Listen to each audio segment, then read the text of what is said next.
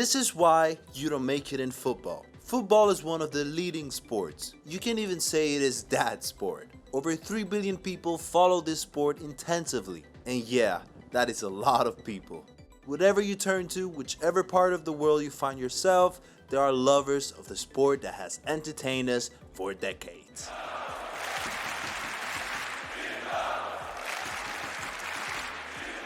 But it takes more than just your love for football to become a professional. In fact, it takes far more. Without any doubt, football is quite competitive. No one wants to have a player that doesn't know what it means to truly play the game. To succeed as a footballer, you need to have that edge over the competition. Truly be the best of the best. It takes more than just talent. In fact, there's an astonishing number of players that just never got there. They had the talent, for sure, but they couldn't get to their full potential. For one, any real football fan will remember Giovanni Dos Santos. This kid was brimming with talent. He was even one of a product of the Barcelona Academy, and you know the number of legends that academy has produced. But what happened with young Giovanni?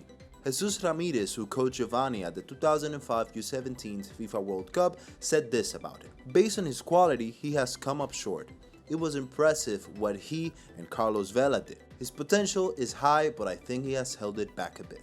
After winning the 2005 U17 World Cup, he suffered from a lack of motivation. He also couldn't find his best position on the pitch.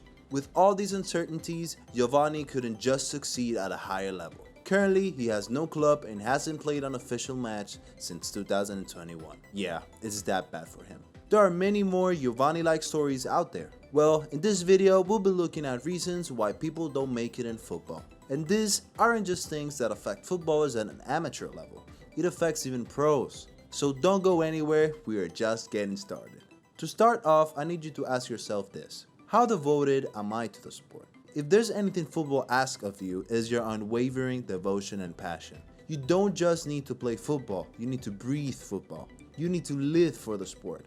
Your sheer passion will single you out among the elites. To become a pro footballer in today's market, clubs need your 100% devotion. Every part of you needs to be determined to succeed.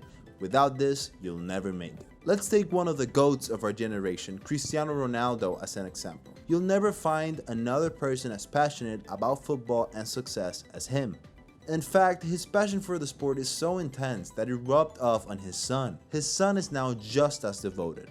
This is what it means to be a footballer. Never forget that. Now, I know I said you need to be devoted and demand success, but in everything, you have to find the right balance. This then takes us to another reason why people don't succeed. You just aren't patient enough. Yeah, this will affect you a lot. Some individuals suffer from either lack of devotion or too much devotion. Which are you? There has to be a balance to it, You just can't demand success right away. Impatience affects your discipline and motivation. This will force you to only work when motivated and when there's something at stake. And this will hurt your footballing career, trust me.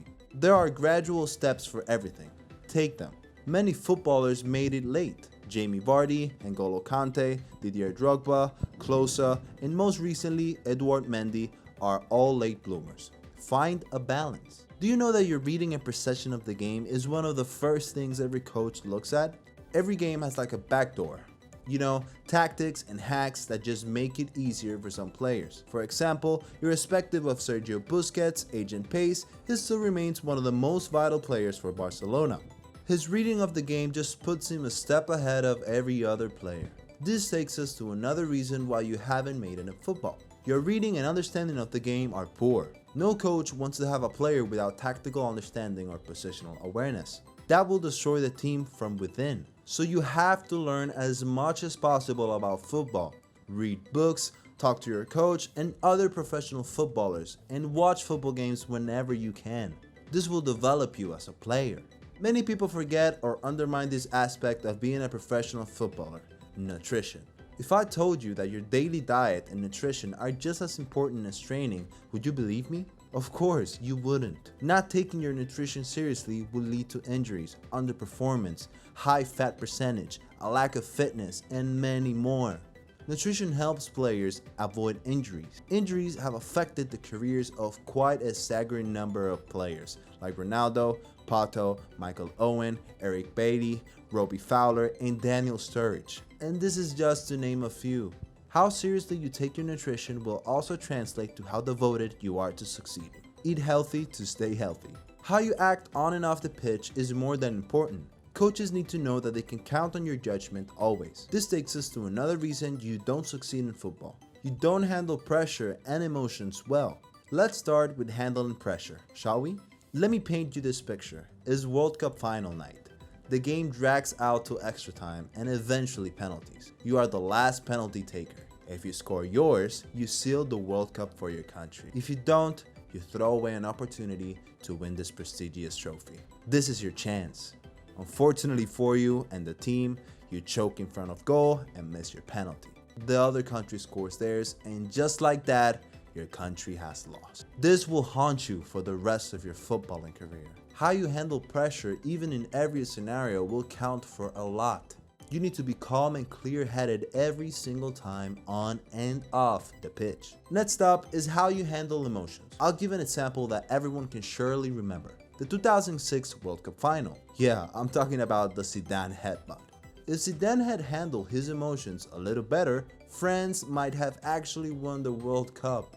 Although he remains a hero for France, that moment changed a lot. You have to be as cool as a cucumber always. Never let your emotions control you. You will not want to make a ghastly mistake at a crucial moment in your career. Still on how you act on and off the field, let's look at another reason why bright talents don't make it.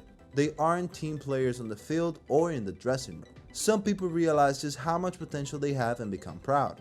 There's a fine line between being confident and being egotistical. When you cross the line from confidence to ego, you become quirky and indiscipline slowly creeps in. You disregard the advice of the coach and this will hurt the team. When talking about egotistical players, a lot of players come to mind.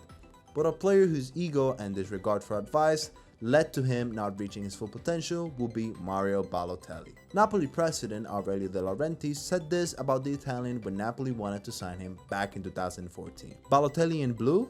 He would have problems in any team.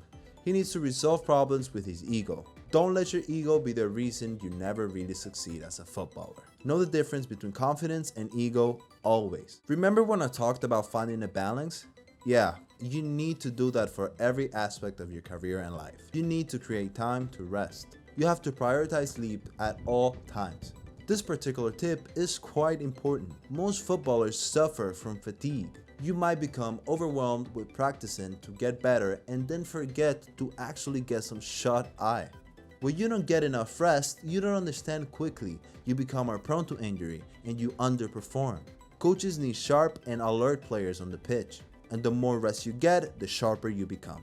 Don't get overwhelmed with work. Always schedule time to rest. At times, footballers get carried away with training. They lose focus and partake in training that isn't specific to their position in the team. This is another reason why coaches lose faith in some players. For example, instead of a goalkeeper practicing making saves, he prioritizes learning how to play free kicks. No doubt, this will make the player look undetermined to learn and improve himself. This particular scenario is rare, but it happens specifically with players that dream about playing a totally different position or role in the team. So ensure you train regularly to improve the skills specific to your role in the team.